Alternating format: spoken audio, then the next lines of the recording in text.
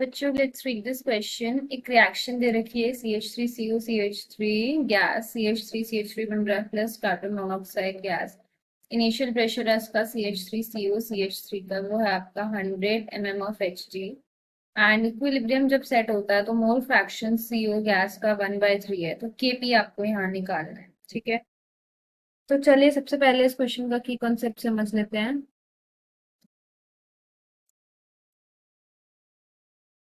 चलिए सबसे पहले हम इस रिएक्शन क्वेश्चन का की कॉन्सेप्ट समझ लेते हैं। तो देखो यहाँ पे हमें Kp निकालना है। ठीक है, तो अब देखो Kp किस तरह से निकलता है आपका। तो हमें यहाँ पे सबसे पहले तो एक बैलेंस्ड केमिकल रिएक्शन लिखनी है। ठीक है, बैलेंस्ड केमिकल रिएक्शन हम लिखेंगे CH3CO CH3 gas will give CH3 plus CO। ये एक बैलेंस्ड केमिकल रिएक्शन, इसकी सबसे पहले आपने लिखनी होती है। यानी गैसेस है तो इसीलिए यहाँ पे Kp, ठीक है, निकलता है।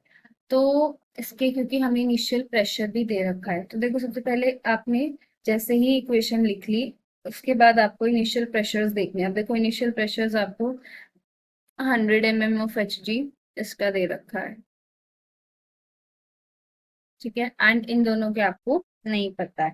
ठीक है, तो हम अब इस तरह से निकालेंगे इसको। तो मेनली पहले एक बार Kp का फॉर्मूला भी देख लेते हैं। तो देखो जो Kp का फॉर्मूला होगा वो आपका होगा pressure of CH3 at equilibrium into pressure of CO। Gas नहीं आएगा यहाँ, सिर्फ CO आएगा। ठीक है, pressure of CO at equilibrium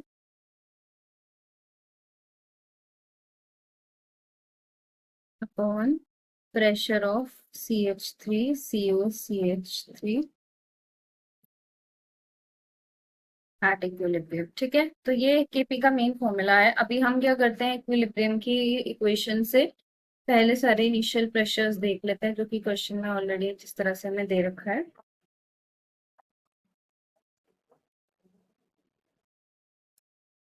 CH3CO CH3 and CH3 plus CO।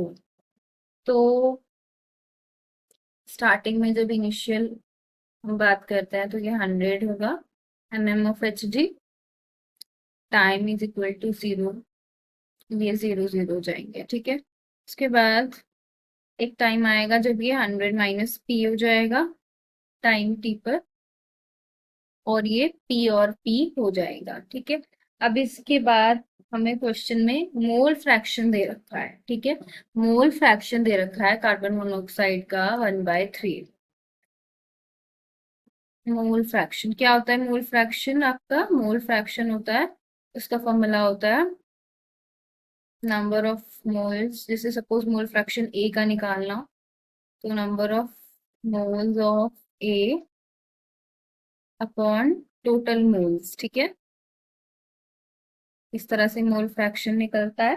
तो अगर हम यहाँ पे बात कर ले, पहले तो हम यहाँ टोटल प्रेशर निकालना पड़ेगा हमें, और उसके बाद अगर आपको यहाँ पे मोल्स के टर्म में हमें क्वेश्चन में नहीं चल रहा है, प्रेशर के टर्म्स में चल रहा है। ठीक है, तो हम पहले एक बार टोटल प्रेशर भी देख लेते हैं। टोटल प्रेशर इक्विलिब्रियम पर क्या होगा आपका, 100 माइनस पी प्लस पी, यानी कि क्या आ जाएगा 100 प्लस पी। ठीक है, अब देखो कार्बन मोनोऑक्साइड जो आपको दे रखी है उसका आपको मोल फ्रैक्शन दे रखा है। ठीक है, प्रेशर के टर्म्स में ही हम मोल फ्रैक्शन लेके चले। ठीक है, तो आप जो यहाँ से निकाल सकते हैं, कार्बन मोनोऑक्साइड गैस का मोल फ्रैक्शन दे रखा है 1/3। तो ये हम ये कह सकते हैं 1/3 किसके इक्वल है आपका, पी कार्बन मोनोऑक्साइड का। देखो आप यहाँ पे पी है CO गैस का एट टाइम टी पर। ठीक है, अपॉन जो टोटल थे 100 प्लस पी।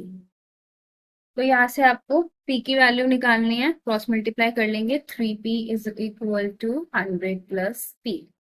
तो P की वैल्यू यहाँ से आ जाएगी 50 mm ऑफ Hg, एंड यही हमारे को निकालना था P की वैल्यू। ठीक है, तो यहाँ से पहले P की वैल्यू आ गई, इसके बाद हमारे को Kp भी चाहिए। ठीक है, तो Kp कैसे निकलेगा, अब देखो Kp भी आपका इसी तरह से निकलेगा बिल्कुल, 100 माइनस P, ये आपका 50, ये भी 50 और ये भी 50। तो 50 Kp का फॉर्मूला देखा ना हमने अभी यहाँ पे, हम यहाँ पर ही चाहे वैल्यूज इस हिसाब से देख सकते हैं यहाँ कि सबसे पहले सी एच थ्री का प्रेशर और फिर सीओ का प्रेशर, सी एच थ्री का भी 50 है, सीओ का भी 50 है, सी एच थ्री का भी 50 है। तो यहाँ से आपके पास केपी की वैल्यू आ गई 50 mm ऑफ एच जी। ठीक है, यहाँ से 50 mm आपका केपी आ जाएगा, 50 mm। ठीक है, सो ये आपका फाइनल केपी का वैल्यू हो जाएगा 50 mm, this is the final answer. तो हमारा इसका ऑप्शन बी क्या हो जाएगा, आपका करेक्ट आंसर हो जाएगा। सो इसका correct answer option B, and this is the final answer. I hope you all have understood the question, wish you all the best.